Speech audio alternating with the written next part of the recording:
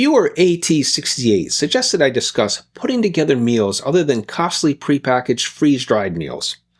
That's a question worthy of several videos. I'm pretty much a nerd, so I decided to begin with the fundamentals to start this conversation.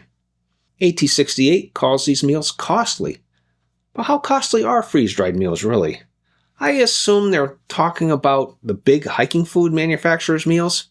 Let's look at a range of trail foods. How do we judge a freeze-dried meal against a bag of nuts?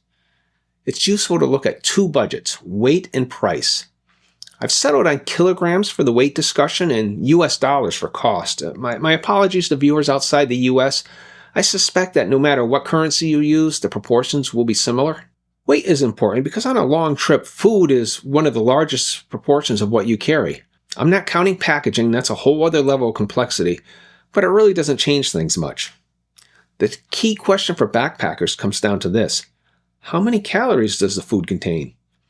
I selected 37 different food items and calculated their caloric density, calories per kilogram. I picked kilograms because about a kilogram per day, 2.2 pounds, is often cited as a reasonable estimate for how much food you need to carry on a long-distance hike. It's an easy calculation to make. Simply divide the calories in a product by the grams and multiply by 1,000, but be sure to keep the servings versus the whole package straight when you do this. As a theoretical maximum, consider straight pork lard. That provides 9,251 calories per kilogram, or just over that fat equals 9 calories per gram equation that many of us are taught. That's only an approximation. Different fats have different caloric densities. I'm not suggesting anyone bring only pork lard with them to eat. Not only would vegans and people following kosher diets object, I don't think it would be palatable. It's just a ceiling for comparison. There are no miracles out there. You simply can't get higher than that. For real food, nut butters and olive oil have the highest calorie densities. For the major hiking food manufacturers, that's Peak Refuel, Next Mile Meals, Mountain House, and Backpackers Pantry, I selected 2 offerings from each at random.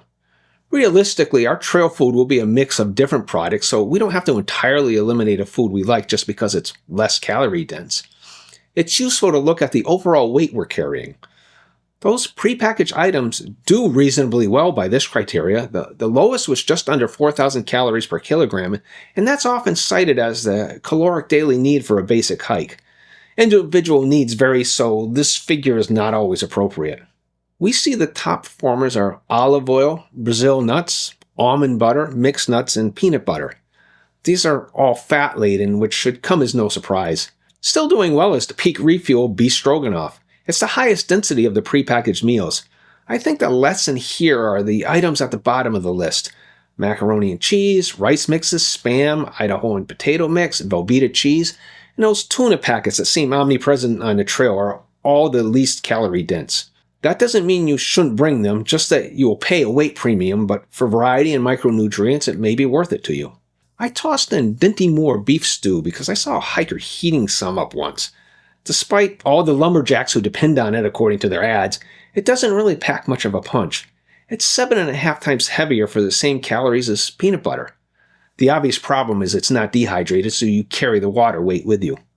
Here's a chart of the weight densities. I did a random search for survivalist food after a hiker told me that's what he uses. I found a source of emergency food, Augustin Farms, that seemed typical, and took 2 of their products for this comparison. This isn't an endorsement, I've never used their products, it's just a calculation. AT68's inquiry referred to these freeze-dried meals as costly, and that's where the second calculation comes in.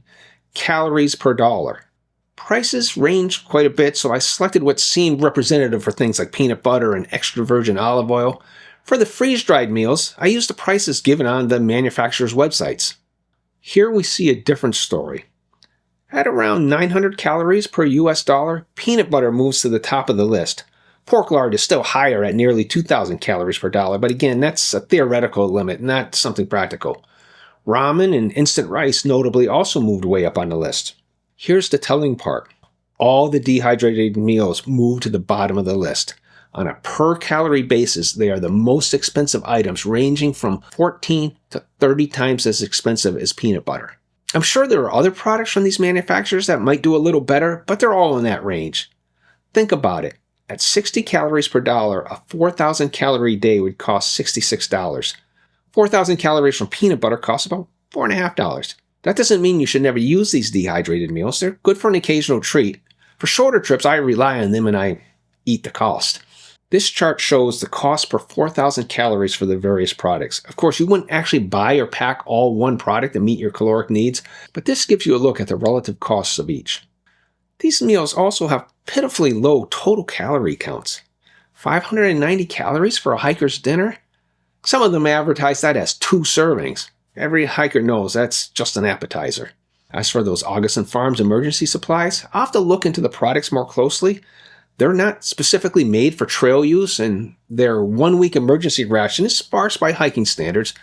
They advertise these as just add water and cook, which is basic trail compatibility, but not necessarily the same as add hot water and rehydrate.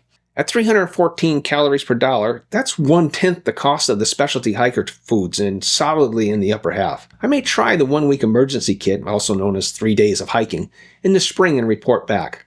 Let me know in the comments if this would be of interest to you. Was AT68 justified in attaching the term costly to these freeze-dried meals? Well, I think it's obvious. Yes. The secret to successful trail eating comes from meeting the trade-offs between cost, weight, and nutritional value of the food we bring. Go ahead and do these calculations for the foods you bring with you. Even if you don't change your menu, you'll have a good idea where your money is going and where the weight is coming from. We'll pick this conversation up again in a future video. If you find this information useful, please like, share, subscribe, and comment on this or other topics you'd like me to cover. And if you haven't seen this video, please take a look at it now. Thanks for watching.